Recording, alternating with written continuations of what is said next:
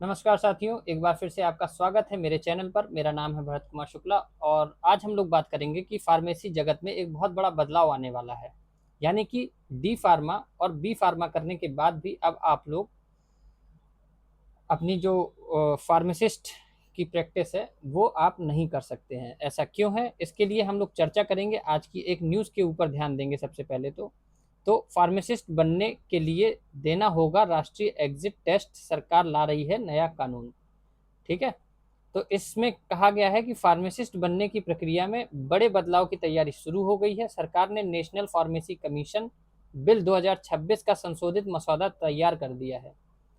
प्रस्तावित कानून के तहत 1948 के फार्मेसी एक्ट को खत्म कर उसकी जगह नेशनल फार्मेसी कमीशन बनाया जाएगा। सबसे बड़ा बदलाव यह होगा कि फार्मेसी की पढ़ाई पूरी करने के बाद सीधे प्रैक्टिस नहीं की जा सकेगी।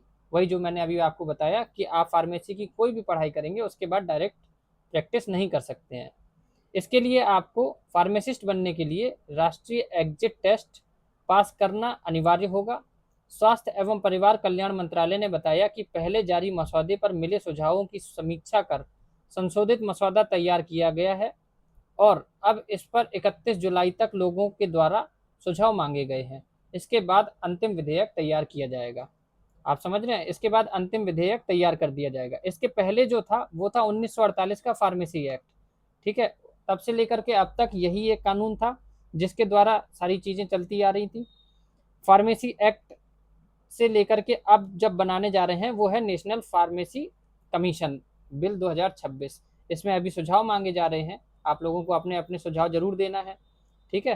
पहले आपने ऐसा होता था कि पहले आपने डी फार्मा बी फार्मा किया, फिर स्टेट फार्मेसी काउंसिल में रजिस्ट्रेशन कराया और फिर सीधे फार्मासिस्ट के रूप में काम करना शुरू कर दिया। ये एक पहले का क्राइटेरिया था, पर अब चीज़ें बदल गई हैं। ठीक है।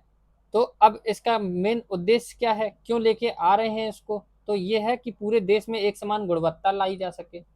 कंपेटेंसी बेस्ड असेसमेंट, केवल डिग्री नहीं वास्तविक क्षमता का मूल्यांकन किया जा सके। बेहतर सेफ्टी, पेशेंट की सेफ्टी का एक ख्याल रखा जा सके। कुशल और योग्य फार्मासिस्ट से मरीजों को मिलेगा बेहतर उपचार। इस वजह से प्रोफेशनल स्टैंडर्ड बढ़ाना, फार्मेसी प्रोफेशन में छवि और सम्मान दोनों बढ़ेगा।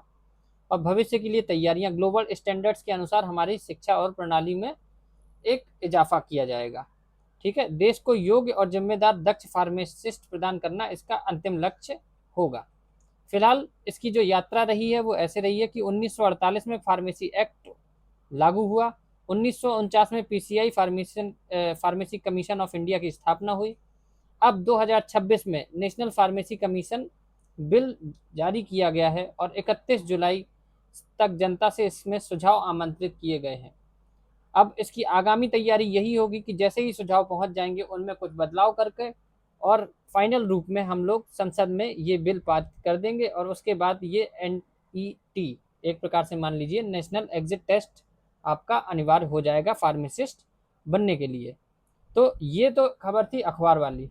बाकी आप लोगों में से बहुत सारे लोगों ने यूपी ट्रिपल एस सी का फार्मेसी का जो एग्ज़ाम दिया होगा उसकी आंसर की आ गई थी। मैंने इसके ऊपर वीडियो बनाया था।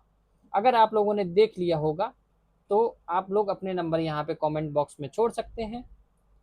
और उसके ऊपर मैंने ऑलरेडी एक कट ऑफ का वीडियो बना दिया है, वो काफ़ी हद तक जेन्यून कट ऑफ है, आप लोग उसको भी जाके देख सकते हैं। फिलहाल इस वीडियो में इतना ही। अगर आपको ये वीडियो इन्फॉर्मेटिव लगा हो तो एक लाइक और एक सब्सक्राइब जरूर करके जाइएगा। धन्यवाद। मिलते हैं नेक्स्ट वीडियो में, तब तक के लिए नमस्कार।